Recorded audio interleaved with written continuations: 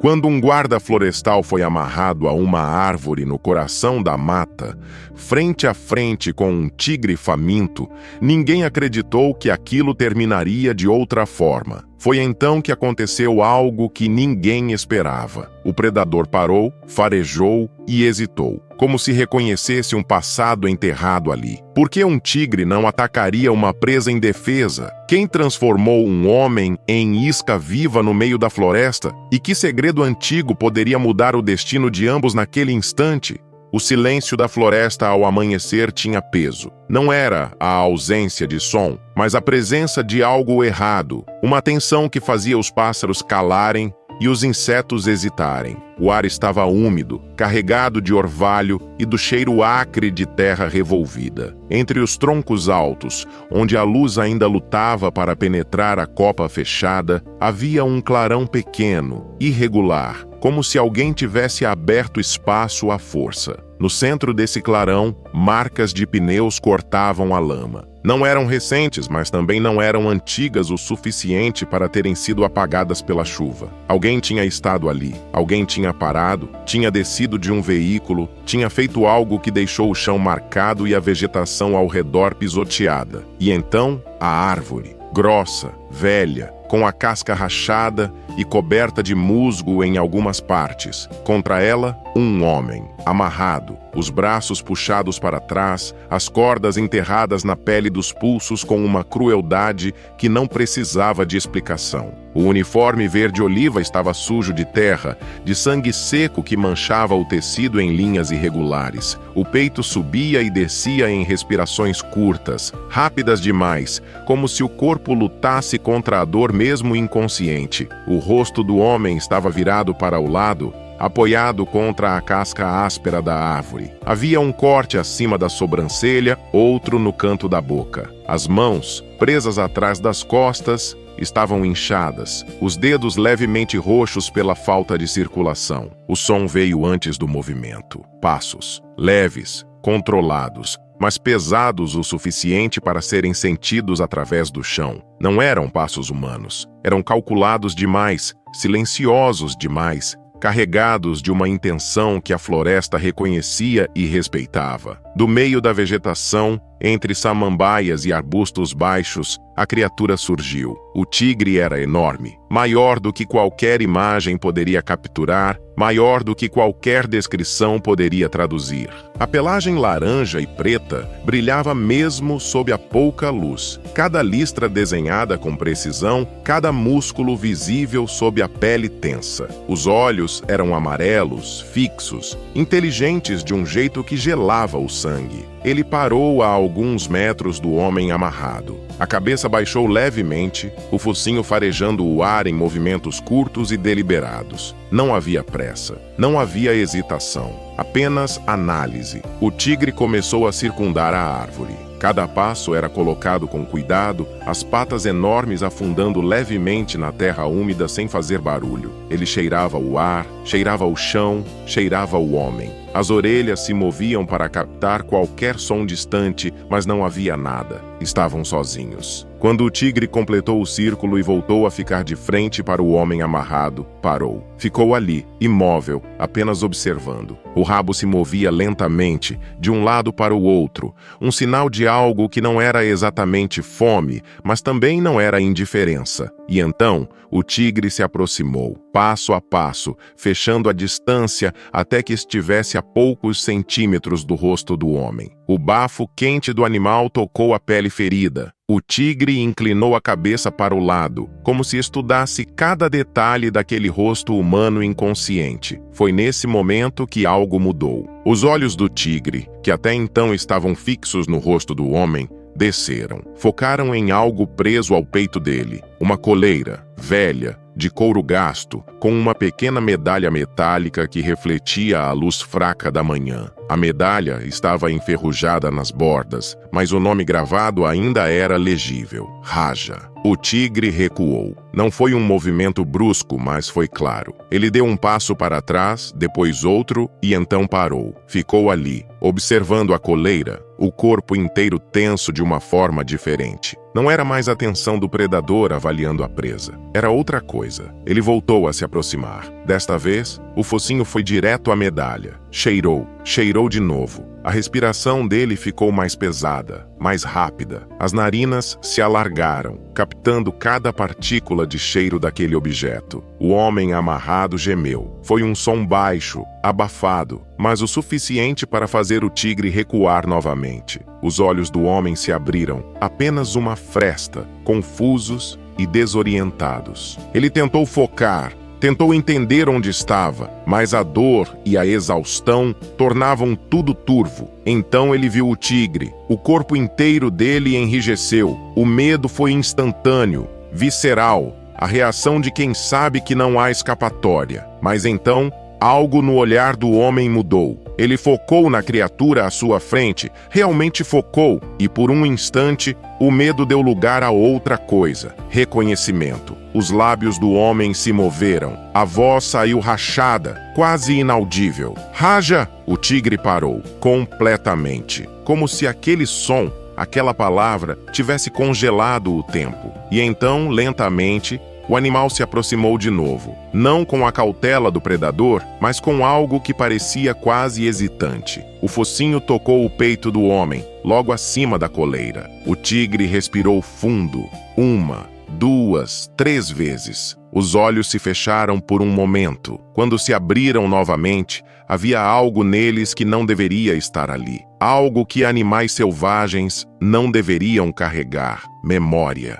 3 semanas antes, Miguel havia acordado com o mesmo peso no peito que o acompanhava há anos. A casa era pequena, simples, com paredes de madeira que rangiam ao vento e um telhado que precisava de reparos. Ele não ligava, não passava tempo suficiente ali para que isso importasse de verdade. A rotina começava antes do sol nascer. Café preto, forte, sem açúcar, 2 torradas que ele comia enquanto olhava pela janela da cozinha para o quintal, onde 3 galinhas ciscavam e um cachorro vira-lata dormia encostado na cerca. Ele tinha resgatado o animal meses atrás, machucado e faminto na borda da estrada. Agora o bicho o seguia sempre que podia, mas Miguel nunca o levava para as patrulhas. Era perigoso demais. O uniforme verde-oliva estava pendurado atrás da porta. Ele o vestiu metodicamente, verificando os bolsos, ajustando o cinto, prendendo o rádio no ombro. A bota era pesada, gasta pelo uso,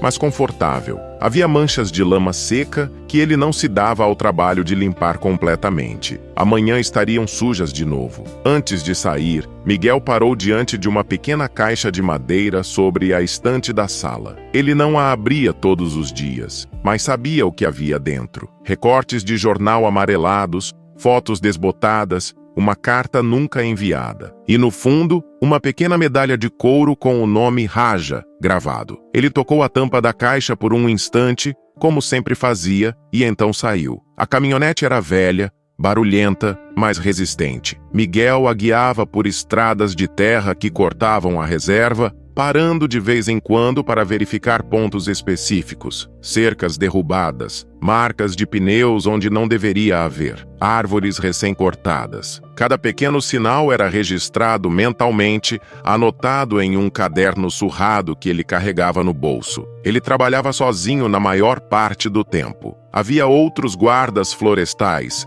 mas a reserva era grande demais e os recursos sempre insuficientes. Miguel preferia assim. Menos gente significava menos conversa, menos perguntas sobre o passado, menos olhares de pena quando alguém o via bebendo sozinho no bar da cidade nas noites de sexta. Naquela manhã específica, 3 semanas antes de acordar amarrado a uma árvore, ele encontrou a primeira armadilha. Estava escondida entre arbustos densos, perto de um riacho onde animais costumavam beber. Era profissional. Não era o tipo de armadilha que caçadores amadores montam. O cabo de aço estava camuflado, o gatilho sensível, e havia marcas recentes de que alguém tinha verificado o equipamento recentemente. Miguel fotografou tudo, desarmou a armadilha e a carregou até a caminhonete. Enquanto caminhava de volta, notou outras marcas, pegadas, não de animais, de botas, mais de um par. E então,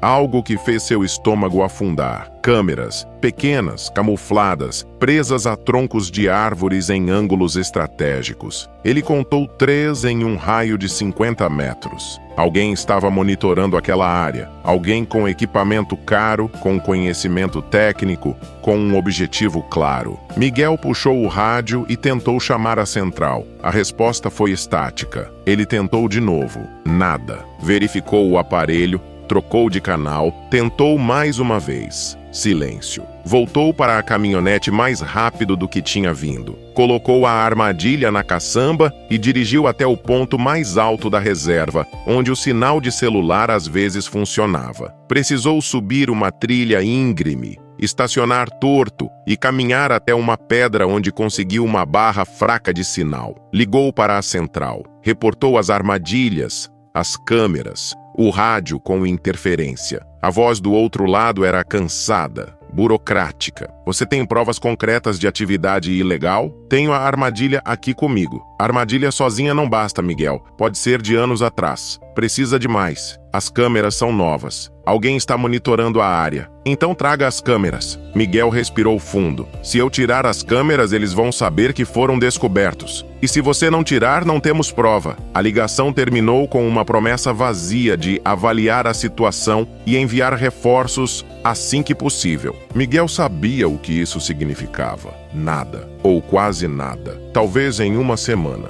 talvez nunca. Ele voltou para a caminhonete e dirigiu até a borda da reserva, onde ficava o pequeno posto avançado que servia de escritório. Era uma construção de madeira com 2 salas, uma mesa velha, um armário de metal trancado e um mapa gigante da reserva pendurado na parede. Miguel marcou no mapa os pontos onde tinha encontrado as armadilhas e as câmeras. Depois, abriu o armário e pegou um equipamento que raramente usava, um GPS portátil. Se ninguém ia levar a sério, ele mesmo faria o trabalho. Enquanto verificava a bateria do aparelho, ouviu o som de um carro se aproximando. Não era comum. Aquele posto ficava longe de tudo e visitantes precisavam de autorização prévia. Miguel saiu. Um carro branco, limpo demais para ter vindo por estradas de terra, parou em frente. A porta do motorista se abriu e uma mulher desceu. Jovem, talvez 30 anos, cabelos presos em um rabo de cavalo, roupas práticas, mas claramente caras. Ela carregava uma mochila grande e tinha aquele ar de quem sabe exatamente o que está fazendo. Miguel Andrade? Ela perguntou, estendendo a mão. Ele apertou desconfiado. Sim,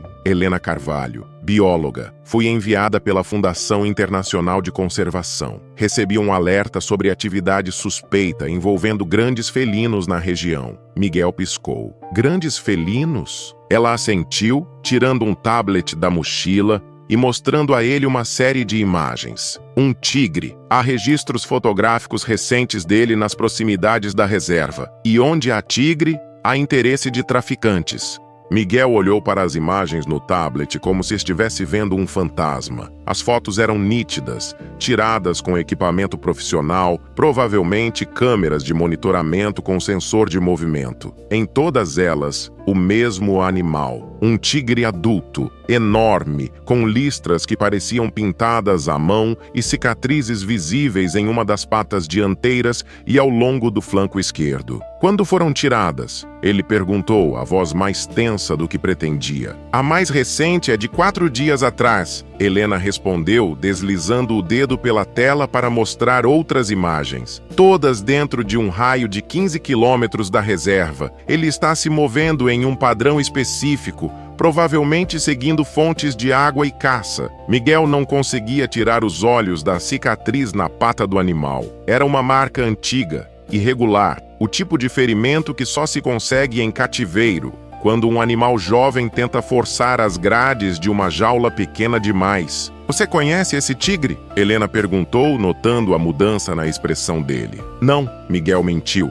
devolvendo o tablet. Mas já ouvi rumores de um grande felino na região. Pensei que fossem histórias. Helena o estudou por um momento, como se não acreditasse completamente, mas não insistiu. Não são histórias. E também não é coincidência que armadilhas profissionais estejam aparecendo exatamente agora. Tigres como esse valem milhões no mercado negro. Órgãos, pele, até os ossos têm valor medicinal em alguns países. Um animal desse porte pode financiar uma operação inteira de tráfico. Miguel cruzou os braços. O que a fundação quer que eu faça? Trabalhar comigo, ela disse direta. Você conhece a reserva melhor do que ninguém. Eu tenho equipamento, conhecimento sobre comportamento felino e contatos que podem transformar evidências em ações judiciais rápidas. Juntos, podemos localizar o tigre antes dos traficantes e protegê-lo. Protegê-lo como? Capturando? Se necessário, sim. Relocação para um santuário adequado. Mas o ideal é deixá-lo onde está e eliminar a ameaça dos caçadores. Para isso, precisamos de provas, flagrantes, rostos, nomes. Miguel olhou para o mapa na parede do posto,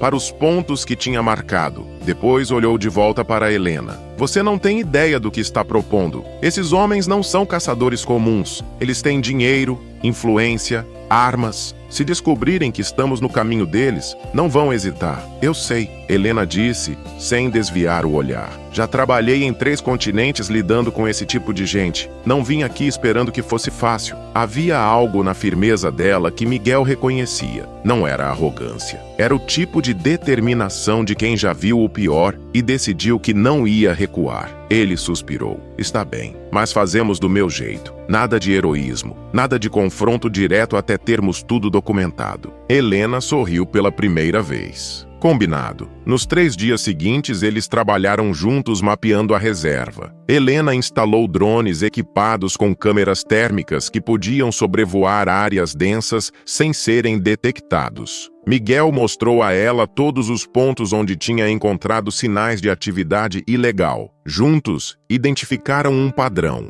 As armadilhas estavam sendo colocadas em um arco que fechava lentamente ao redor de uma área específica, um vale coberto de vegetação densa, cortado por um rio que descia da montanha. Era um território ideal para um grande predador. Água, sombra, caça abundante e poucos caminhos de acesso. Eles estão cercando ele, Helena disse, apontando para o mapa digital que tinha montado. Se continuarem nesse ritmo, em menos de uma semana, vão ter fechado todas as rotas de fuga. A não ser que a gente chegue primeiro, Miguel completou. Naquela noite, ao redor de uma pequena fogueira montada perto do posto, Helena preparou café enquanto Miguel verificava o equipamento que usariam no dia seguinte. Havia uma tensão no ar, mas também algo mais leve, uma sensação de propósito compartilhado. Posso te fazer uma pergunta? Helena disse, servindo café em 2 canecas de metal. Miguel assentiu. Por que você faz isso? Não é pelo salário, claramente. E você trabalha sozinho, o que significa que não é pela companhia.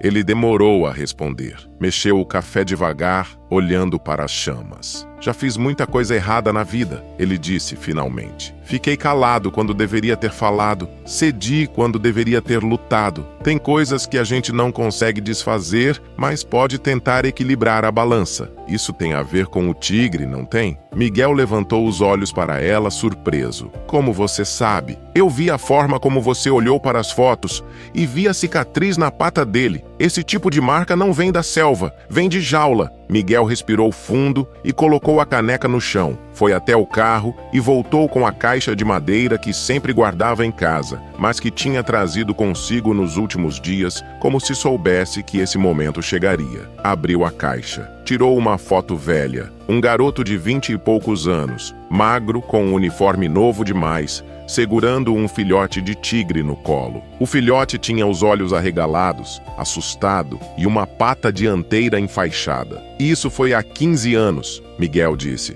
Eu tinha acabado de me formar guarda. Participei de uma operação contra traficantes que mantinham filhotes em cativeiro. Encontramos 3. 2 morreram no caminho para o centro de reabilitação. Esse aqui sobreviveu. Helena pegou a foto com cuidado. Raja, ela leu, virando a foto onde o nome estava escrito no verso. Ele estava destruído, desnutrido, ferido, traumatizado. Passei meses ajudando na recuperação dele. Ele começou a confiar em mim, a comer da minha mão, a dormir quando eu ficava perto. A voz de Miguel começou a falhar. E então os superiores decidiram que ele seria transferido para um zoológico privado. Disseram que era a melhor opção, que o centro não tinha estrutura para manter um tigre adulto. Eu sabia que era mentira. Sabia que tinha dinheiro envolvido. Mas eu era novo, sem experiência. sem coragem de enfrentar gente poderosa. Deixei ele ir. E o que aconteceu? 6 meses depois, recebi a notícia de que ele tinha morrido, causas não especificadas. O zoológico fechou pouco tempo depois e descobriu-se que era uma fachada para a venda ilegal de animais. Helena devolveu a foto. Você acha que o tigre nas imagens é ele? Eu sei que é. Miguel disse, tirando outra foto da caixa. Nela, a pata enfaixada do filhote mostrava exatamente onde a cicatriz ficaria. A marcação é idêntica. Não sei como ele sobreviveu, não sei como chegou aqui, mas eu sei que não vou deixá-lo morrer de novo. A manhã seguinte chegou envolta em névoa. Miguel e Helena saíram antes do amanhecer, carregando o equipamento nos 2 veículos. O plano era simples: usar os drones para mapear a movimentação do tigre e identificar onde os traficantes estavam concentrando seus esforços. Helena pilotava o drone de uma tablet acoplado ao painel da caminhonete. A imagem térmica mostrava o terreno em tons de azul e vermelho, destacando fontes de calor através da vegetação densa. Miguel dirigia devagar, seguindo a trilha que margeava o vale. Ali, Helena disse apontando para a tela. 2 quilômetros à frente. Algo grande. Parado. Miguel parou o veículo. Eles desceram e caminharam o resto do trajeto a pé, silenciosos, atentos a cada som. O chão estava úmido, as folhas caídas amorteciam os passos. Quando chegaram a uma elevação que dava vista para uma clareira natural, pararam. Lá embaixo, bebendo no riacho,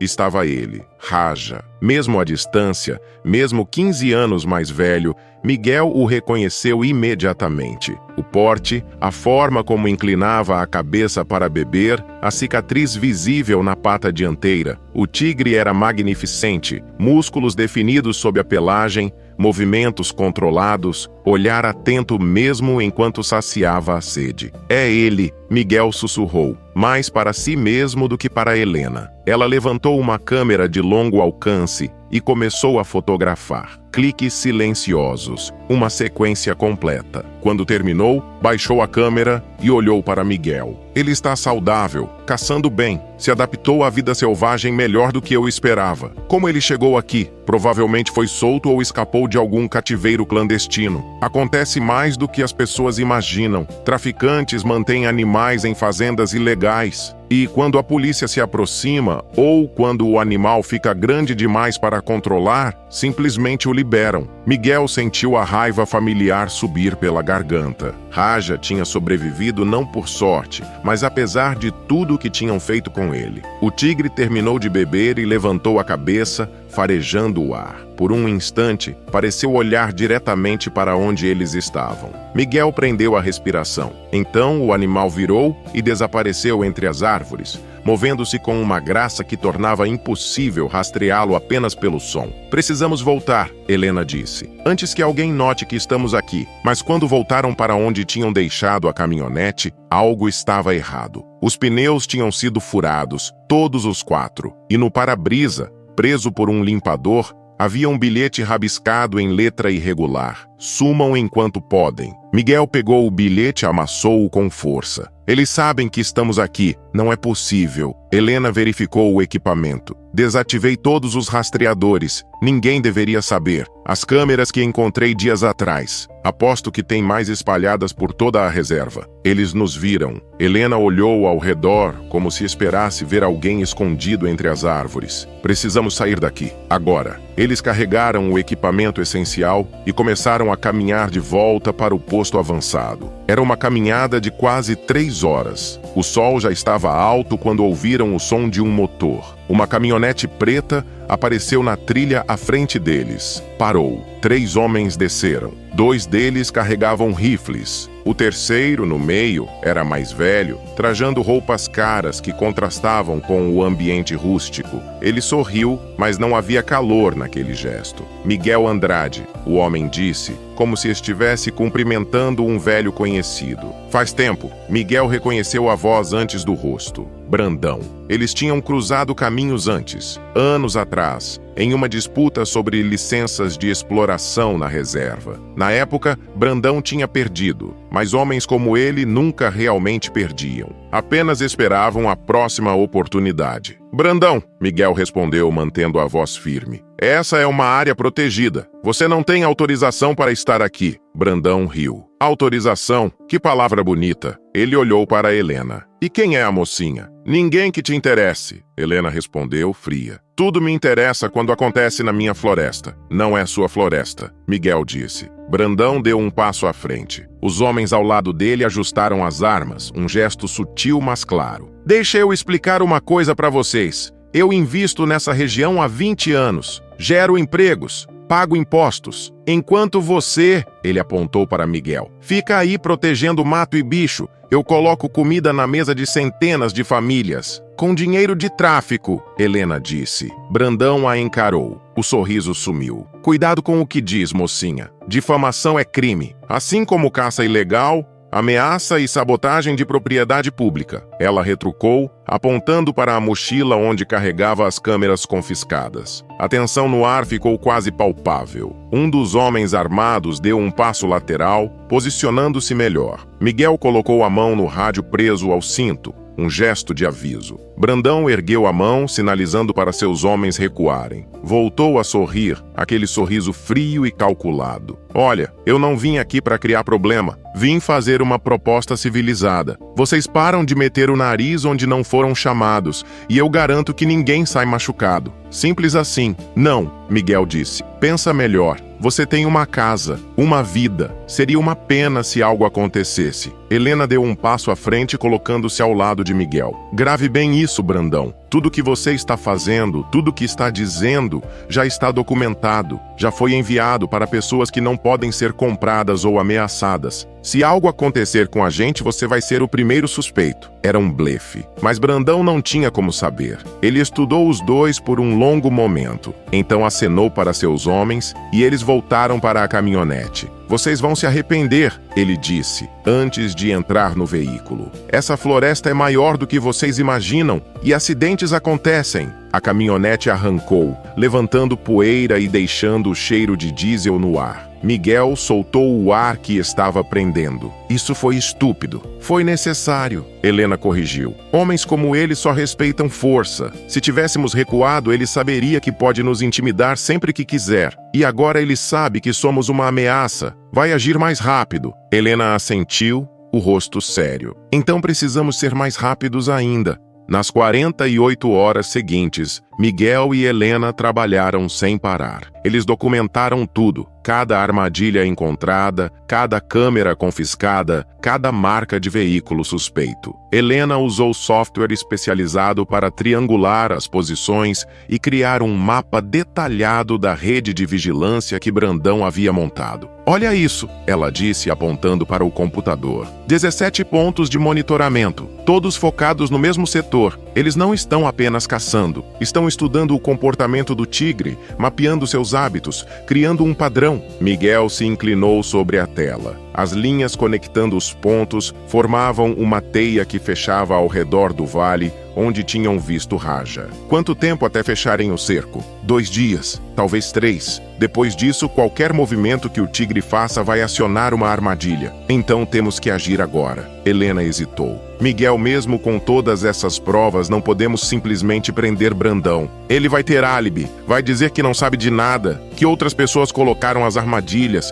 Precisamos pegá-lo em flagrante, com o tigre, com compradores, com dinheiro na mão. E como fazemos isso sem colocar Raja em risco? Usando ele como isca, Helena disse, a voz pesada. Mas sob nossos termos. Montamos nossa própria operação de vigilância. Quando os homens de Brandão se moverem, estaremos gravando tudo. E no momento certo, chamamos a Polícia Federal. Miguel passou a mão pelo rosto, exausto. Você está propondo que a gente deixe eles chegarem perto do Raja? Não, estou propondo que a gente faça eles pensarem que vão chegar perto. Posso usar o drone com alto-falantes, simular sons que vão fazer o tigre se mover para onde a gente quer. longe das armadilhas, mas perto o suficiente dos homens de Brandão para que eles tentem agir. Era arriscado, tinha dezenas de variáveis que podiam dar errado. Mas olhando para o mapa, para o cerco se fechando, Miguel não via outra saída. Está bem, ele disse, mas ao primeiro sinal de que Raja está em perigo real, abortamos tudo. Eles passaram a noite montando o plano. Helena programou os drones, testou os alto-falantes, verificou as baterias. Miguel estabeleceu pontos de observação, rotas de fuga e sinais de comunicação caso precisassem se separar. Às 4 da manhã, quando tudo estava pronto, eles pegaram algumas horas de sono no chão do posto, usando as mochilas como travesseiro. O amanhecer veio rápido demais. Eles se posicionaram antes do sol nascer. Miguel em um ponto elevado ao sul do vale, com binóculos e rádio. Helena mais ao norte, controlando os drones e mantendo contato com autoridades federais que ela tinha convencido a ficarem em alerta. A primeira movimentação começou às 7 da manhã. 3 veículos entraram na reserva pela estrada de serviço. 8 homens desceram, todos armados, todos se movendo com coordenação militar. Miguel os observava pelo binóculo, fotografando rostos, placas, armas. Helena, eles estão se dividindo em 3 grupos. Ele sussurrou no rádio. Confirmado. Vejo pelos térmicos. Estão cercando a área onde Raja foi visto pela última vez. Ele ainda está lá? Sim, a 2 quilômetros a nordeste, descansando embaixo de uma árvore caída. Miguel sentiu o estômago apertar. Raja não sabia do perigo se aproximando. Estava apenas vivendo, como qualquer animal selvagem faria. Ativa o plano, ele disse. Helena comandou o drone, que subiu silenciosamente e se posicionou a 500 metros de onde Raja descansava. Pelos alto-falantes, ela reproduziu o som gravado de um cervo ferido. Era um som que grandes felinos não ignoravam. Miguel viu, através do binóculo, o exato momento em que Raja reagiu. O tigre levantou a cabeça, as orelhas apontando na direção do som. Ficou imóvel por alguns segundos avaliando. Então se levantou e começou a se mover. Está funcionando, Helena disse. Ele está indo para o oeste, longe dos homens, mas algo deu errado. Um dos grupos de Brandão mudou de direção. Eles tinham equipamento próprio de rastreamento e perceberam o movimento do tigre. Merda, Miguel soltou. Eles estão cortando o caminho. Vão interceptar ele. Desativando os sons, Helena disse, a voz tensa. Mas era tarde. Raja já estava se movendo, seguindo o instinto de caça. E os homens de Brandão estavam se posicionando em uma área estreita, entre 2 elevações rochosas. Um funil natural onde o tigre teria que passar. Miguel tomou uma decisão. Eu vou descer, vou fazer barulho, assustar o Raja, fazer ele mudar de direção. Miguel, não! Você vai se expor. Mas ele já estava descendo a encosta, correndo entre as árvores. Seu plano era simples e desesperado. Chegar ao funil antes do tigre e criar uma distração que o fizesse recuar. Ele quase conseguiu. Quando chegou à área estreita, podia ouvir os homens do outro lado, suas vozes baixas coordenando posições. Viu as armas sendo preparadas, redes sendo esticadas, armadilhas sendo ativadas. Miguel pegou uma pedra e a atirou contra uma árvore, criando um som alto. Depois gritou, quebrando o silêncio da floresta. Foi quando tudo desmoronou. 2 homens apareceram atrás dele. Ele não os tinha visto, não tinha percebido que havia um terceiro grupo flanqueando. Antes que pudesse reagir, uma coronhada atingiu suas costas. Ele caiu de joelhos, tentou levantar, mas outro golpe, dessa vez na cabeça, apagou as luzes. Quando acordou, estava amarrado à árvore. A dor era intensa. Tinha sangue seco no rosto, as mãos dormentes pelas cordas apertadas demais. Tentou gritar, mas sua garganta estava seca demais para produzir mais que um gemido rouco. Então, ouviu a voz de Brandão. Finalmente acordou. Miguel forçou os olhos a focarem. Brandão estava ali, parado a poucos metros, fumando um charuto caro. Ao lado dele, 2 dos homens armados. E no chão, jogada de forma proposital, estava a mochila de Helena, amassada e vazia. Sua amiguinha é esperta, Brandão disse, soltando fumaça. Conseguiu escapar, mas deixou um presente interessante para trás. Ele ergueu a mão, mostrando a velha coleira de couro que Miguel guardava. A medalha com o nome Raja brilhava sob a luz filtrada pelas árvores. Que coisa tocante! Brandão zombou. Você realmente acha que esse bicho se importa com você? Que vai se lembrar de quando era um filhote fraco? Ele se aproximou e prendeu a coleira no peito de Miguel com fita adesiva, com cuidado quase cerimonial. Vamos testar essa teoria. Meus homens rastrearam o tigre. Ele está a menos de 1 quilômetro daqui. E animais selvagens são curiosos, principalmente quando sentem cheiro de sangue e objetos humanos. Miguel tentou falar, mas Brandão o interrompeu. Não se preocupe, vai ser rápido. Ou o tigre te mata, ou meus homens matam o tigre na frente dos seus olhos. De qualquer forma, você entende que não se mete comigo. Brandão virou e começou a se afastar, fazendo sinal para seus homens o seguirem. Deixem ele aqui e preparem as câmeras. Quero gravar tudo. E então Miguel ficou sozinho, amarrado, sangrando, com a coleira de Raja presa ao peito como um convite mórbido. O silêncio que se seguiu era diferente de qualquer outro que Miguel já tinha experimentado. Não era apenas a ausência de sons humanos, era a consciência aguda de estar completamente vulnerável em um lugar onde ele não era mais o observador, mas a presa. As cordas cortavam fundo nos pulsos. Ele tentou movê-los, testar a força dos nós, mas quem quer que o tivesse amarrado sabia exatamente o que estava fazendo. Cada movimento só tornava a dor pior, a circulação mais comprometida. Seus dedos já estavam começando a formigar, a perder a sensibilidade. Miguel forçou a cabeça para cima, tentando avaliar sua situação. A árvore era velha e grossa, impossível de abraçar com os braços. As cordas passavam ao redor do tronco e de seus pulsos em um padrão entrelaçado que distribuía a tensão de forma cruel e eficiente. Mesmo se conseguisse ficar em pé, não conseguiria se soltar. A coleira no peito pesava mais do que deveria, não pelo material, mas pelo que representava. Miguel olhou para ela, para a medalha arranhada com o nome Raja, ainda visível mesmo depois de tantos anos. Tinha carregado esse objeto como lembrança de um fracasso. Agora,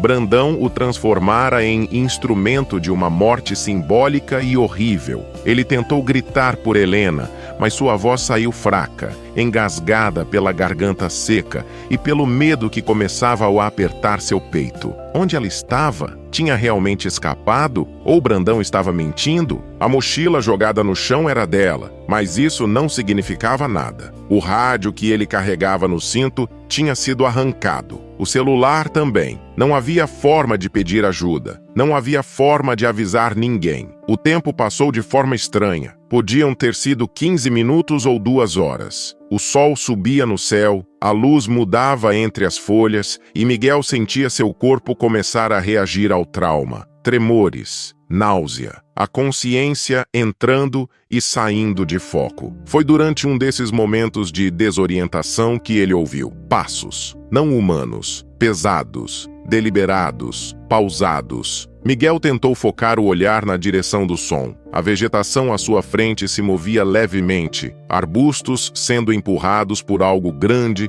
que se aproximava sem pressa. E então ele apareceu. Raja emergiu da mata como uma aparição, maior e mais real do que qualquer lembrança ou fotografia poderia capturar. A pelagem brilhava mesmo sob a sombra das árvores. As listras pareciam pintadas com precisão impossível. Os músculos se moviam fluidos sob a pele, cada passo uma demonstração de poder contido. O tigre parou a cerca de 10 metros de distância. A cabeça baixou, o focinho farejando o ar em movimentos curtos. As orelhas giravam, captando cada pequeno som. Os olhos amarelos se fixaram em Miguel, estudando-o com uma inteligência perturbadora. Miguel prendeu a respiração. Cada instinto no seu corpo gritava perigo, mas uma parte pequena e desesperada dele queria acreditar que havia reconhecimento naquele olhar, que os 15 anos não tinham apagado completamente a memória de quando aquele tigre era um filhote assustado sendo alimentado por mãos humanas. Raja começou a circular,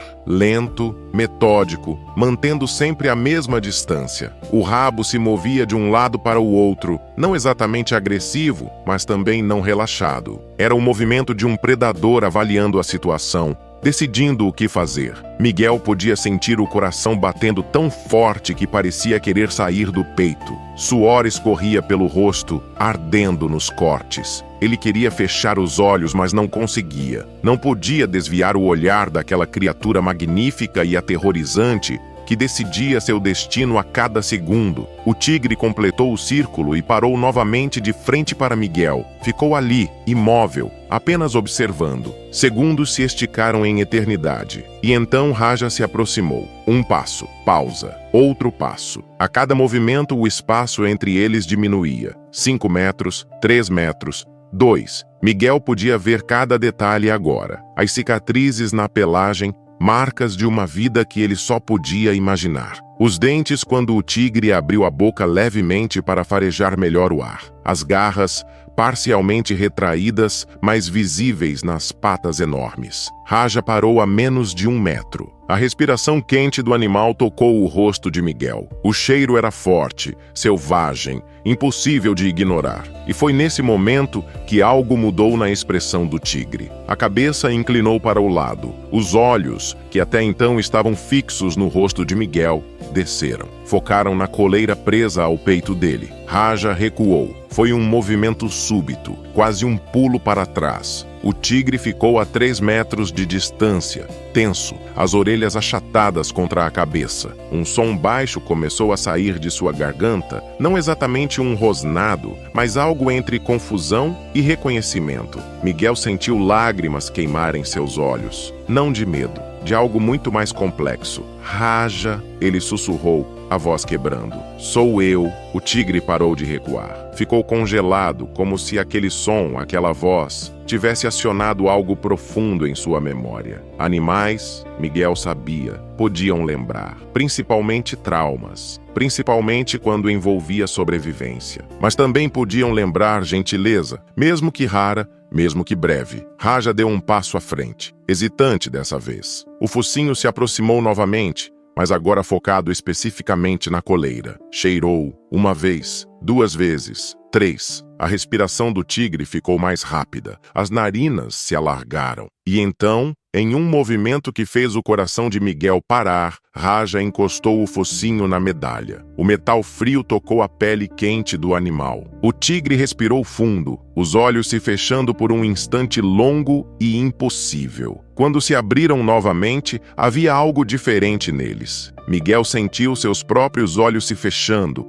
a consciência escorregando. A dor, a exaustão, a tensão, tudo estava cobrando seu preço. Ele lutou para se manter acordado, mas era inútil. As trevas vieram, rápidas e absolutas. Não viu o momento em que Raja deu mais um passo à frente. Não sentiu quando o tigre se deitou ao lado da árvore, o corpo enorme posicionado entre Miguel amarrado e o resto da floresta. Não ouviu o som distante de motores se aproximando, de homens coordenando posições, de Brandão dando ordens para cercar a área. Quando Miguel voltou a si, não sabia quanto tempo tinha passado. Segundos? Minutos? A luz parecia diferente, mais intensa, vinda de múltiplas direções. Forçou os olhos a abrirem. Faróis, caminhonetes, pelo menos 3, formando um semicírculo ao redor da clareira. As luzes altas estavam acesas, cortando a penumbra da floresta e transformando tudo em uma cena teatral e surreal. Homens desciam dos veículos.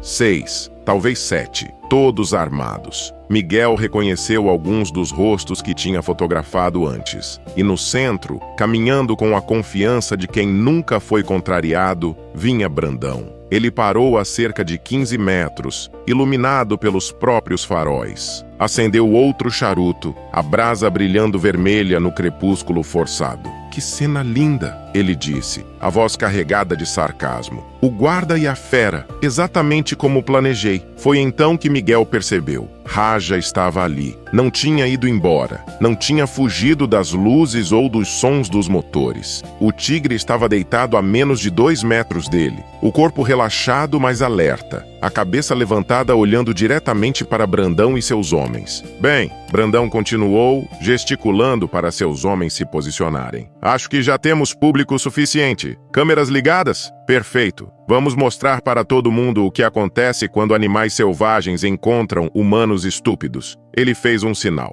2 homens levantaram as armas mirando. E foi exatamente nesse momento que Raja se levantou. O tigre não rugiu, não rosnou, apenas ficou de pé, colocando-se diretamente entre Miguel e as armas apontadas.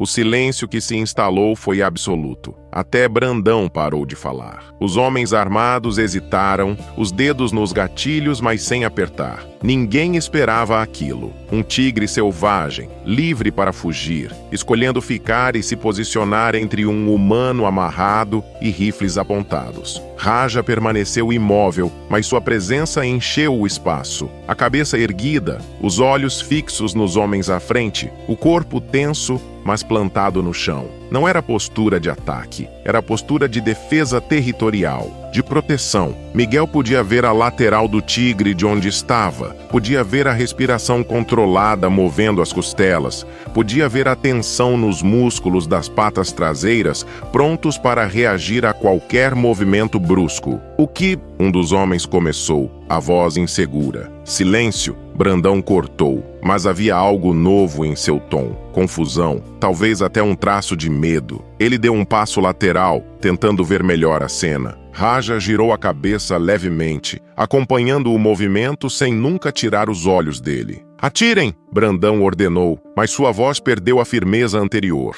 Os homens não se moveram. Eu disse para atirarem, chefe, um deles falou. Se atirarmos agora, ele vai atacar. E nessa distância vocês vão acertar ele antes que chegue perto. Talvez, ou talvez um de nós morra também. Brandão virou bruscamente, encarando o homem que ousara questioná-lo. Mas antes que pudesse responder, outro som cortou o ar. Um zumbido, baixo, vindo de cima. Miguel reconheceu imediatamente. Drone. Todos olharam para cima, buscando a fonte do som. As luzes dos faróis não alcançavam a copa das árvores, mas o zumbido estava claramente lá, movendo-se, se posicionando. E então, uma voz ecoou pela floresta, amplificada por alto-falantes. A voz de Helena. Atenção! Vocês estão sendo filmados e gravados. Tudo o que fizeram até agora, tudo o que estão fazendo neste momento, está sendo transmitido ao vivo para autoridades federais e para a mídia.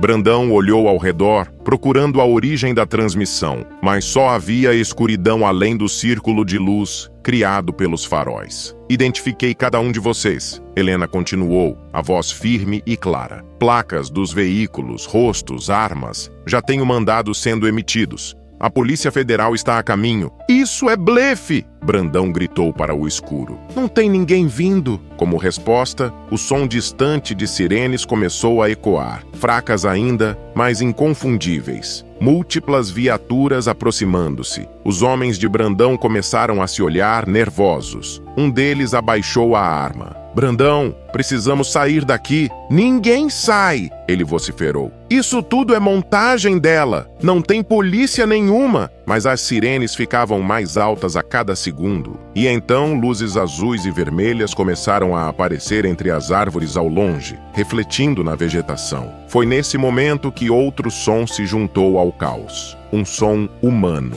múltiplas vozes, passos apressados. Do lado oposto de onde as viaturas se aproximavam, um grupo de pessoas emergiu da floresta. Moradores locais. Miguel reconheceu alguns rostos. O dono do mercado da vila, a professora da escola, o mecânico, cerca de 15 pessoas, todas segurando celulares erguidos, filmando. Continuem gravando, Helena disse através do drone. O mundo inteiro precisa ver isso. A cena tinha se transformado em algo surreal. Miguel amarrado à árvore, Raja posicionado entre ele e os homens armados, Brandão cercado por câmeras, luzes de polícia se aproximando e moradores documentando cada segundo. Vocês não sabem com quem estão mexendo, Brandão rugiu, mas sua voz tinha perdido toda a autoridade. Eu vou processar cada um. Invasão de propriedade, difamação. obstrução, tráfico de animais selvagens. Helena interrompeu, sua voz cortando através dele. Formação de quadrilha, tentativa de homicídio, intimidação de testemunhas. Quer que eu continue? As primeiras viaturas chegaram, freando bruscamente e cercando os veículos de Brandão. Agentes federais desceram, armados e coordenados, gritando comandos. Armas no chão! Mãos na cabeça! Os homens de Brandão obedeceram imediatamente. Não havia mais para onde fugir. Não havia mais como fingir que aquilo era apenas um passeio inocente pela floresta. Brandão ficou parado, o charuto ainda queimando entre seus dedos, observando seu império desmoronar em tempo real. Mas ninguém se aproximava de Miguel. Ninguém se movia na direção da árvore, porque Raja ainda estava lá, ainda posicionado entre seu território e os invasores. Foi Helena quem apareceu, caminhando lentamente entre os agentes federais. Ela carregava o tablet, mostrando aos policiais as gravações, os mapas, as evidências que tinha compilado, mas seus olhos estavam fixos em Miguel. Ela se aproximou devagar, parando a uma distância respeitosa do tigre. Raja, ela disse, suavemente. Está tudo bem, está terminado. O tigre a olhou. Depois olhou de volta para os homens sendo algemados. Sua cauda ainda se movia, mas o ritmo estava mais lento, menos tenso. Helena abaixou-se lentamente, ficando na altura dos olhos do animal. Você o protegeu, ela disse, quase sussurrando. Você se lembrou. E então fez algo que fez todos os presentes prenderem a respiração. Ela ativou o tablet e reproduziu uma gravação. A voz de Miguel, mais jovem, capturada anos atrás em algum arquivo digital que ela tinha encontrado. Raja, está tudo bem, garoto. Você está seguro agora. Está tudo bem. A voz ecoou pela clareira, suave e repetitiva. Era a mesma voz que o filhote tinha escutado durante meses de recuperação. A mesma entonação. As mesmas palavras. Raja virou a cabeça completamente para o tablet. Depois olhou para Miguel, amarrado e ferido, mas vivo. E então, lentamente, o tigre começou a se afastar. Não foi uma fuga. Foi uma retirada calculada. Passo a passo, mantendo os humanos sempre no campo de visão, Raja recuou até a borda da clareira. Parou ali por um momento, olhando uma última vez para Miguel, e então desapareceu na escuridão da floresta, como se nunca tivesse estado ali. O alívio que tomou conta de todos foi quase tangível. Agentes federais correram para Miguel, cortando as cordas, verificando seus ferimentos. Helena chegou junto, apoiando a cabeça dele enquanto paramédicos se aproximavam. Você está bem? Ela perguntou. Miguel não respondeu imediatamente. Seus olhos ainda estavam fixos no ponto onde Raja tinha desaparecido. Lágrimas desciam por seu rosto, misturando-se com sangue seco e sujeira. Ele se lembrou, Miguel finalmente disse, a voz quebrando. Depois de tudo, depois de todos esses anos, ele se lembrou. Helena tocou suavemente a coleira ainda presa ao peito dele. Removeu-a com cuidado, segurando a medalha gasta. Memória não é só humana, ela disse. Lealdade também não. Ao fundo, Brandão era colocado dentro de uma viatura, algemado, ainda gritando ameaças que ninguém mais levava a sério. Seus homens eram processados um por um, identificados, fotografados. As câmeras dos moradores ainda gravavam, garantindo que não houvesse forma daquela história ser escondida ou distorcida. Um paramédico começou a tratar os ferimentos de Miguel, limpando os cortes, verificando seus pulsos machucados pelas cordas, mas ele mal sentia a dor. Tudo o que conseguia pensar era na forma como Raja tinha ficado ali, como tinha escolhido proteger em vez de fugir. As gravações, Miguel disse de repente olhando para Helena. Você realmente transmitiu tudo? Ela sorriu cansada. Cada segundo ainda está ao vivo. Milhares de pessoas assistindo neste momento. Miguel olhou ao redor, para os celulares erguidos, para as câmeras da polícia, para o drone ainda pairando acima deles. Então o mundo inteiro viu, ele disse, mais para si mesmo. Viu um tigre protegendo o homem que o salvou anos atrás. Helena completou. Viu homens armados prontos para matar ambos. Viu a verdade sobre o que acontece nesta floresta quando ninguém está olhando.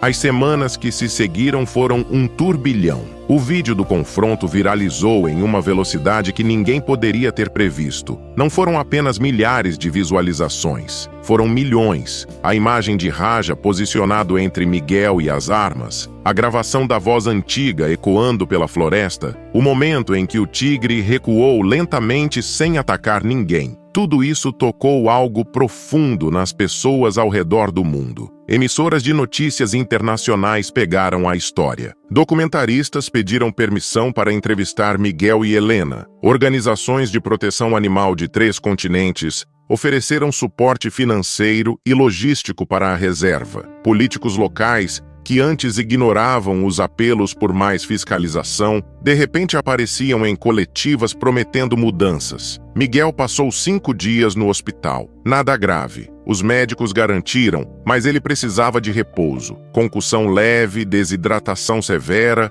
os ferimentos nos pulsos que exigiam curativos diários. Helena o visitava todas as tardes, trazendo atualizações. Brandão está preso sem fiança, ela disse em uma dessas visitas, sentando na cadeira ao lado da cama. As investigações revelaram uma rede que vai muito além da região. Ele tem conexões com traficantes em 4 países. Vão ser anos até tudo ser processado completamente. Miguel assentiu, mas sua mente estava em outro lugar. E Raja? Helena sorriu. Instalamos câmeras de monitoramento não invasivas em pontos estratégicos. Ele está bem, caçando, se movimentando naturalmente, evitando áreas onde ainda há presença humana, mas claramente confortável no território. Vocês não vão tentar capturá-lo? Realocá-lo? Para quê? Helena abriu as mãos. Ele está exatamente onde deveria estar. Livre, selvagem. A reserva vai receber proteção reforçada agora. Vamos ampliar a área protegida. Raja vai ter espaço de sobra. Miguel olhou pela janela do hospital.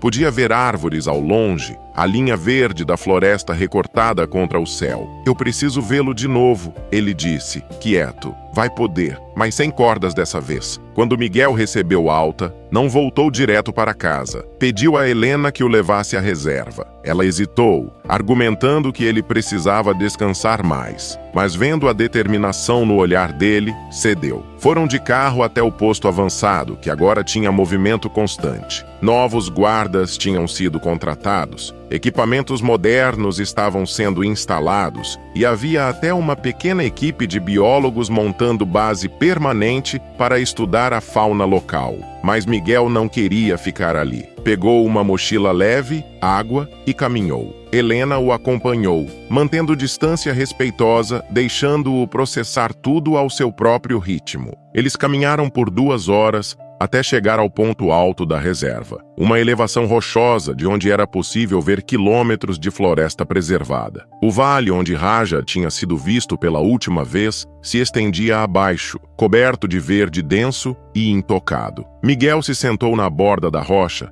deixando as pernas balançarem no ar. Helena sentou ao lado. Sabe qual é a parte mais estranha de tudo isso? Miguel disse, depois de um longo silêncio. Qual? Durante 15 anos carreguei a culpa de ter falhado com ele. Achei que Raja tinha morrido por minha fraqueza. Eu me tornei isso. Ele gesticulou vagamente para si mesmo, por causa dessa culpa. E agora descubro que ele não apenas sobreviveu, mas se tornou exatamente o que deveria ser. Selvagem, livre, forte. Você não falhou. Helena disse suavemente. Você fez o que podia na época. E quando teve a chance de tentar de novo, não hesitou, mesmo quase te custando a vida. Ele se lembrou, Miguel repetiu mais uma vez, como se ainda estivesse tentando processar aquilo. Depois de tudo que passou, todos os lugares por onde deve ter passado, todas as pessoas que deve ter conhecido, ele se lembrou. Helena olhou para a floresta abaixo. Memória traumática é poderosa, mas memória de gentileza, de cuidado, de ser salvo quando se está vulnerável,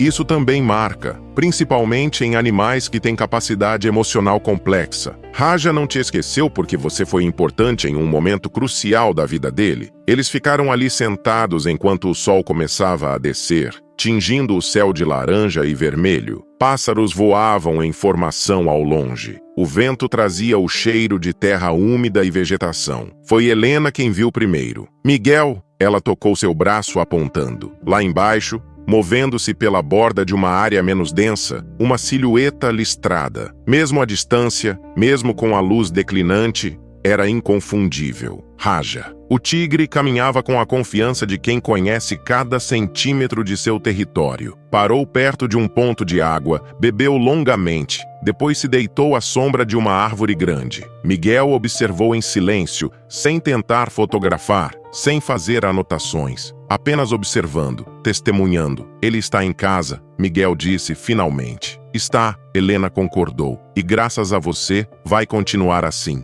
Eles ficaram até o sol se pôr completamente. Raja permaneceu visível por quase todo esse tempo, descansando, ocasionalmente mudando de posição, completamente alheio a ser observado. Quando a escuridão tornou impossível ver qualquer coisa, Miguel se levantou. Seus movimentos ainda eram cuidadosos, os ferimentos lembrando-o de não forçar demais. Mas havia algo diferente em sua postura. Um peso que tinha carregado por tanto tempo não estava mais lá. Nos dias seguintes, a vida começou a encontrar um novo ritmo. A reserva prosperava com um novo apoio. As histórias de tráfico eram investigadas a fundo, levando a mais prisões, mais apreensões. A comunidade local, que antes via a conservação como obstáculo, começou a entender o valor de ter uma reserva protegida, trazendo atenção positiva e recursos. Miguel voltou ao trabalho gradualmente, mas não estava mais sozinho.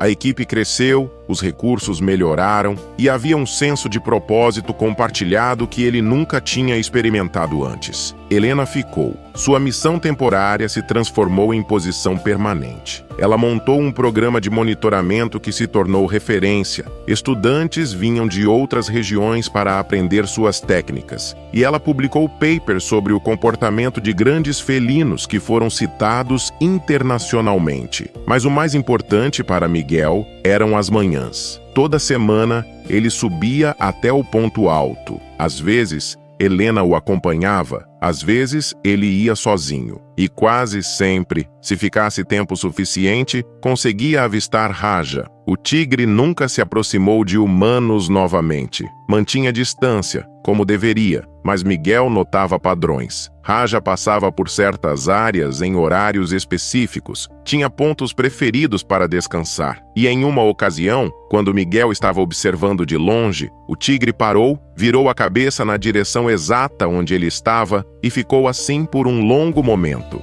Não foi ameaça, não foi medo, foi apenas reconhecimento. Um silencioso entendimento entre duas criaturas cujas vidas tinham se entrelaçado de forma improvável. 3 meses após o confronto, em uma manhã clara de outono, Miguel subiu novamente ao ponto de observação. Desta vez levou algo consigo, a velha coleira de couro, a medalha com o nome Raja, ainda presa. Encontrou uma árvore na borda da elevação, uma árvore velha, com galhos fortes e casca marcada pelo tempo. Pendurou a coleira em um galho baixo, onde balançava suavemente ao vento. Não era um memorial. Raja estava vivo, livre, exatamente como deveria ser. Era outra coisa, um símbolo de que alguns laços não se quebram, mesmo quando deveriam. Que a memória, tanto animal quanto humana, carrega tanto dor quanto esperança. Que redenção não apaga o passado, mas permite seguir em frente sem ser destruído por ele. Miguel ficou ali por um tempo, olhando a coleira balançar, o metal tilintando suavemente. Depois virou e começou a caminhar de volta. Não viu quando, horas depois, Raja passou por aquela mesma área. Não viu o tigre parar, farejar o ar,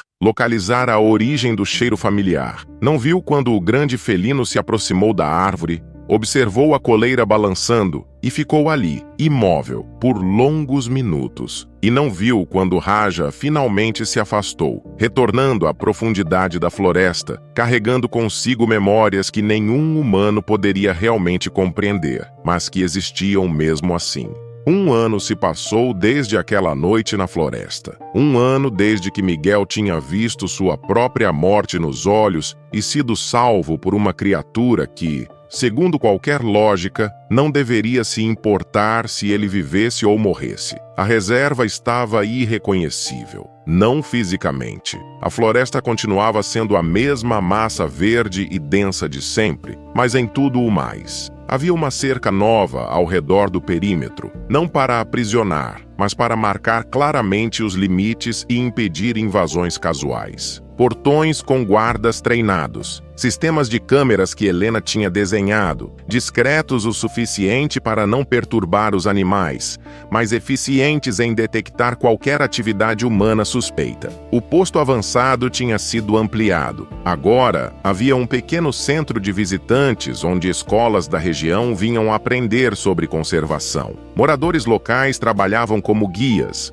compartilhando conhecimento tradicional sobre a floresta que suas famílias habitavam há gerações. O que antes era visto como conflito entre preservação e sobrevivência tinha se transformado em parceria. Miguel estava em sua nova sala, um luxo que ainda o fazia sentir-se deslocado, quando Helena entrou carregando um laptop. "Precisa ver isso", ela disse, abrindo o arquivo. Era footage de uma das câmeras remotas. A timestamp mostrava 3 dias atrás, pouco antes do amanhecer. A imagem em preto e branco mostrava uma clareira familiar. E então, entrando no quadro, Raja. Mas ele não estava sozinho. Miguel se inclinou para mais perto da tela. Havia movimento atrás do tigre, menor, mais cauteloso. "É o que eu estou pensando?" ele perguntou, a voz carregada de espanto. Helena sorriu. 2 filhotes, macho e fêmea, pelo que consegui determinar, entre 6 e 8 meses de idade. No vídeo, os filhotes brincavam próximos ao pai, rolando um por cima do outro enquanto Raja observava com paciência digna.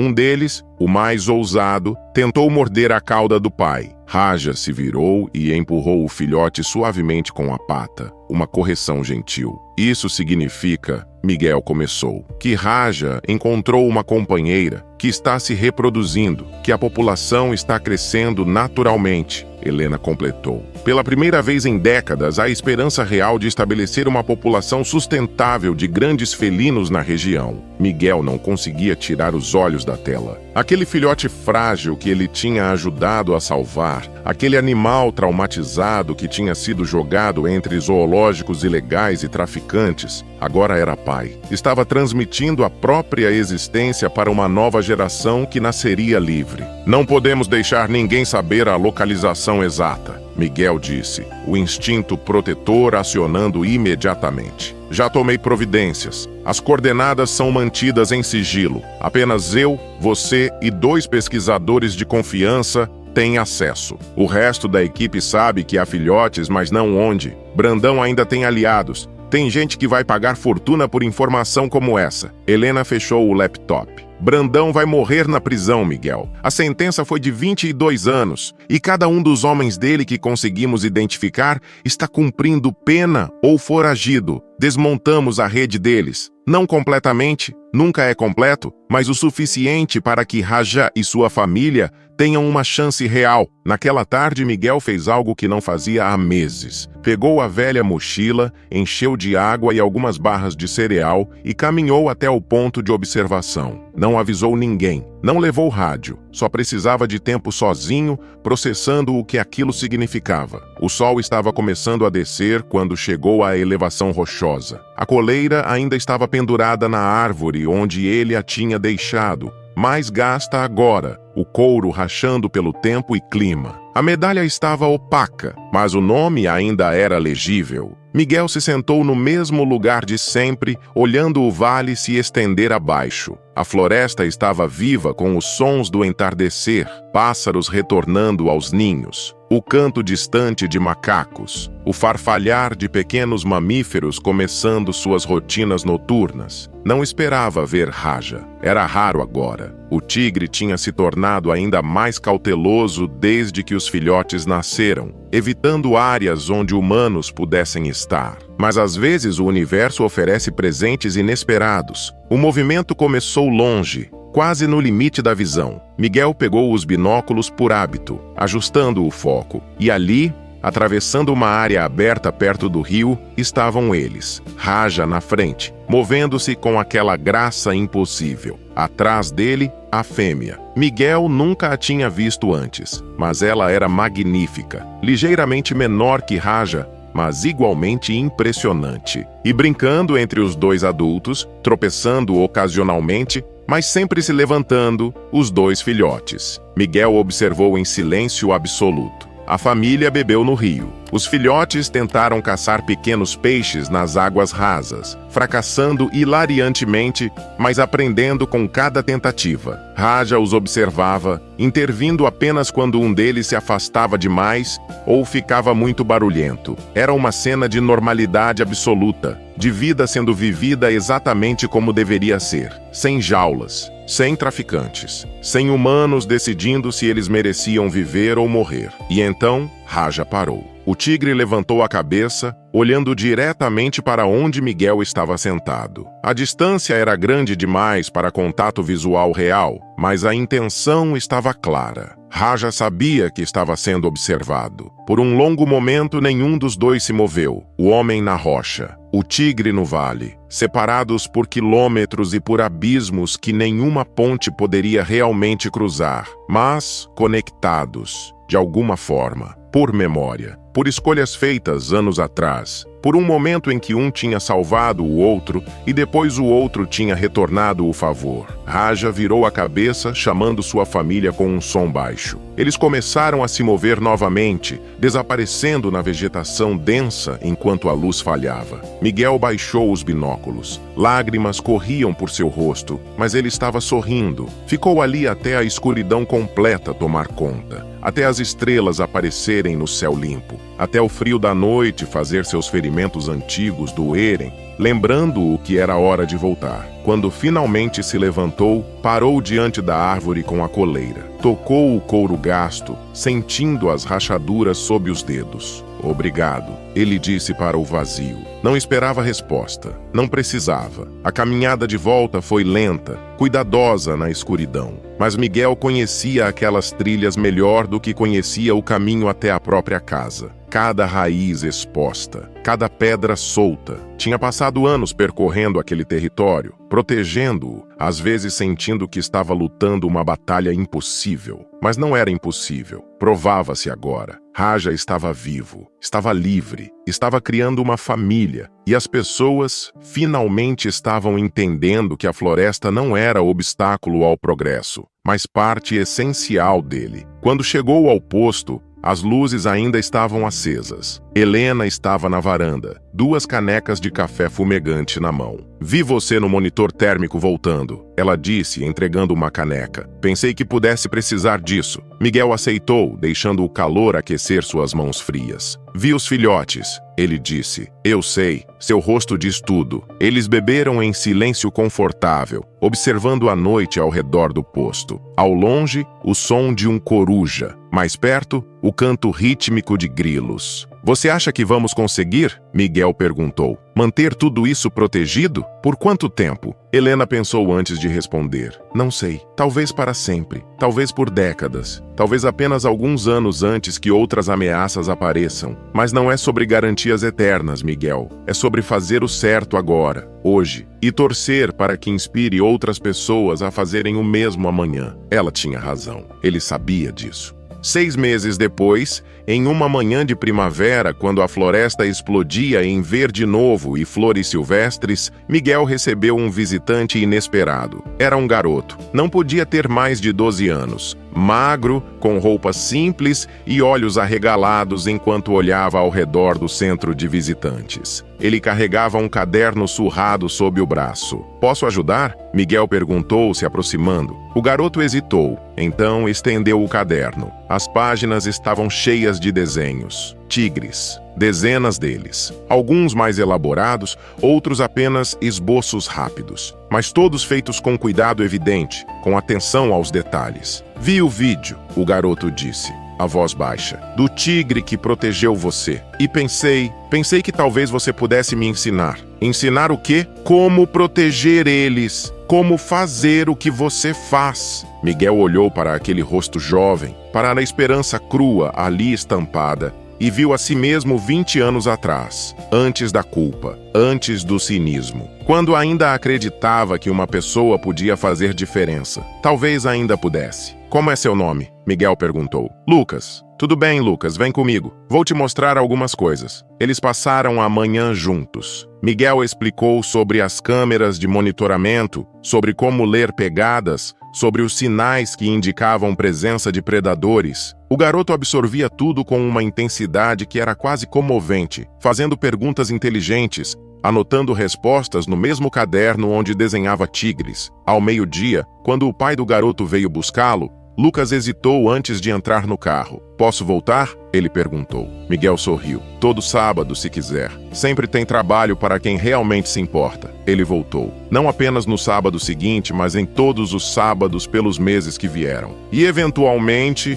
outros garotos e garotas começaram a aparecer também. Curiosos, interessados, querendo aprender. Miguel nunca tinha se imaginado como professor, mas descobriu que havia uma satisfação profunda em transmitir conhecimento, em plantar sementes que talvez crescessem em algo maior do que ele poderia realizar sozinho. Helena montou um programa oficial, Guardiões da Floresta, eles chamaram. Jovens da região aprendendo sobre conservação, sobre fauna, sobre como equilibrar necessidades humanas com preservação ambiental. Alguns descobririam que não era para eles, mas outros, Miguel sabia, carregariam isso para o resto da vida. Em uma dessas tardes de sábado, já no final do dia, Miguel levou o grupo até a elevação rochosa. Era a primeira vez que compartilhava aquele lugar especial com outras pessoas, além de Helena. Daqui vocês podem ver a extensão real da reserva, ele explicou, apontando para o vale. 20 mil hectares de floresta protegida, habitat de centenas de espécies. E em algum lugar lá embaixo,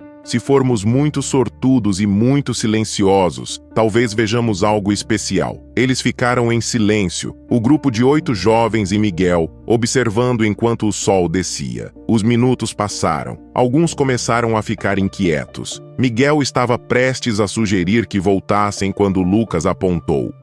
Ali, ele sussurrou. Na borda de uma área aberta, Raja apareceu. Ainda imponente, ainda magnífico, mas agora com algo mais. Experiência, maturidade, a presença de um animal que tinha sobrevivido a coisas que deveriam tê-lo matado e emergido não apenas vivo, mas próspero. Os jovens observaram em silêncio reverente. Nenhum deles pegou celulares para filmar. Nenhum deles falou. Apenas testemunharam. Raja bebeu calmamente no rio, completamente alheio aos observadores distantes. Depois, como tantas vezes antes, ele parou, levantou a cabeça, olhou na direção exata onde eles estavam. Um dos garotos soltou um suspiro abafado. E então Raja virou e desapareceu entre as árvores, como um sonho se dissolvendo ao acordar. Era ele? Lucas perguntou, os olhos brilhando. O tigre do vídeo? Miguel assentiu. Era ele. E ele realmente lembrou de você, mesmo sendo selvagem? Miguel pensou na pergunta.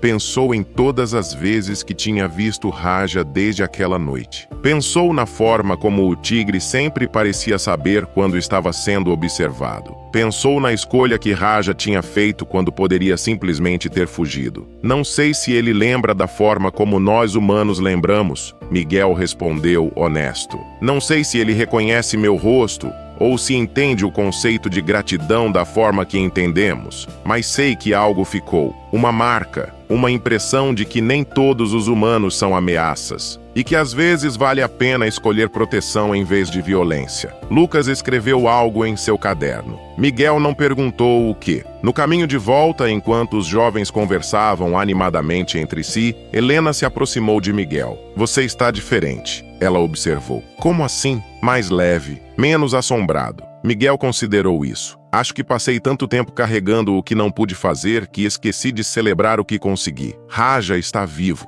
está livre, tem família. E agora tem uma nova geração de pessoas que vão lutar para mantê-lo assim. Não é pouca coisa. Não, não é. Naquela noite, sozinho em casa pela primeira vez em semanas, Miguel abriu a caixa de madeira velha. Os recortes de jornal ainda estavam lá, amarelados e frágeis. As fotos antigas do filhote de tigre, a carta nunca enviada. Ele releu a carta. Eram desculpas escritas há anos, endereçadas a ninguém em particular. Sinto muito por não ter lutado mais forte. Sinto muito por ter deixado você ir. Sinto muito por ter escolhido a facilidade em vez do certo. Miguel dobrou a carta cuidadosamente. Depois, a rasgou em pedaços pequenos. Não precisava mais dela. Colocou as fotos de volta na caixa, os recortes também, mas deixou a caixa aberta sobre a estante. Não mais escondida. Não mais um santuário de culpa, mas simplesmente parte de sua história. Na manhã seguinte, Miguel acordou cedo como sempre. Fez café, comeu as torradas, vestiu o uniforme. Mas antes de sair, parou na varanda e olhou para a linha de árvores que marcava o começo da floresta. Alguma coisa tinha mudado. Não no mundo lá fora, mas dentro dele. Durante anos, tinha se definido pelo que tinha perdido, pelo que tinha falhado em proteger. Mas Raja não era uma perda, era uma vitória. Imperfeita, complicada, manchada de sangue e medo, mas ainda assim, uma vitória. E talvez fosse isso que realmente importava. Não os fracassos inevitáveis, mas as vezes em que você se levantava e tentava de novo, e de novo, e de novo, até que finalmente algo dava certo. O mundo, Miguel entendia agora, não era dividido entre selva e civilização, entre animal e humano, entre selvagem e domesticado. Essas eram categorias que os humanos criavam para dar sentido ao que não conseguiam controlar. A verdade era mais simples e mais complexa. Todos faziam parte do mesmo sistema. As escolhas que faziam, para proteger ou destruir, para lembrar ou esquecer, para lutar ou desistir, ecoavam através de vidas que nem sempre podiam ver ou compreender completamente. Raja tinha lembrado porque memória, descobriu-se, não era propriedade exclusiva da consciência humana. Era algo mais antigo, mais profundo, gravado não apenas em neurônios, mas em algo que transcendia a espécie. E lealdade, Miguel finalmente aceitava. Não era fraqueza ou sentimentalismo. Era a cola que mantinha o mundo funcionando quando todas as outras estruturas falhavam. Semanas depois, em uma visita de rotina ao ponto de observação, Miguel encontrou algo que o fez parar. A coleira tinha caído da árvore. Estava no chão, o couro finalmente desintegrando sob o peso do tempo e clima. A medalha tinha se soltado, meio enterrada em folhas caídas. Miguel se abaixou e a pegou. Limpou a terra, revelando o nome Raja pela última vez. Ficou ali, segurando a medalha, olhando para o vale onde, em algum lugar, uma família de tigres vivia suas vidas longe de olhos humanos. E então, em um gesto final, Miguel cavou um pequeno buraco ao pé da árvore e enterrou a medalha. Não como enterro, como plantio. Um pequeno memorial para o que tinha sido, mas também um reconhecimento de que alguns ciclos precisavam fechar para que novos pudessem começar. Voltou para o posto enquanto o sol descia, pintando a floresta em tons de dourado e âmbar. Pássaros cantavam suas músicas de despedida ao dia. O vento carregava o cheiro de chuva que viria durante a noite. E em algum lugar, muito além do alcance da visão humana, Raja descansava com sua família. Seguro, livre, vivo. Não porque o mundo era justo ou porque finais felizes eram garantidos, mas porque algumas pessoas, quando confrontadas com a escolha entre o fácil e o certo, escolhiam o certo. E às vezes, apenas às vezes, isso era suficiente. A floresta continuaria, os desafios continuariam. Haveria novos brandões, novas ameaças, novas batalhas, mas também haveria novos Lucases, novas Helenas, novas pessoas escolhendo proteger em vez de explorar. E no fim, talvez fosse isso que separava o realmente selvagem do realmente civilizado. Não a capacidade de dominar, mas a sabedoria de saber quando deixar em paz. A medalha enterrada ao pé da árvore lentamente se integraria ao solo. Com o tempo, oxidaria completamente, seus elementos retornando à terra da qual tinham vindo. Mas a história permaneceria, não nos objetos, mas nas escolhas, não nas memórias perfeitas, mas nos momentos imperfeitos, quando alguém decidiu que valia a pena tentar, mesmo sem garantias. E talvez, apenas talvez, essa fosse a única forma de redenção que realmente existia. Não apagando o passado, mas construindo um futuro onde os mesmos erros não precisariam ser repetidos. Miguel dirigiu de volta para casa enquanto as primeiras estrelas apareciam no céu. Amanhã haveria trabalho, sempre haveria trabalho. Mas hoje, pela primeira vez em muito tempo, ele se permitiu sentir algo que tinha esquecido era possível: paz. Agora, imagine um animal que passou 15 anos sem reagir a nada, preso em silêncio absoluto, e alguém que decide atravessar a última barreira, abrindo a jaula e se aproximando sem saber se será rejeitado ou ignorado. E se aquele corpo imóvel nunca tiver aprendido o que é afeto? E se, ao ser tocado pela primeira vez de verdade, tudo o que estava contido viesse à tona? Quer descobrir o que aconteceu e sentir as emoções dessa nova história? Não perca o próximo vídeo do canal Amo Meu Patudo. Clique no vídeo que está aparecendo na sua tela e vem comigo. Grandes emoções vêm acompanhadas de grandes histórias. Até lá!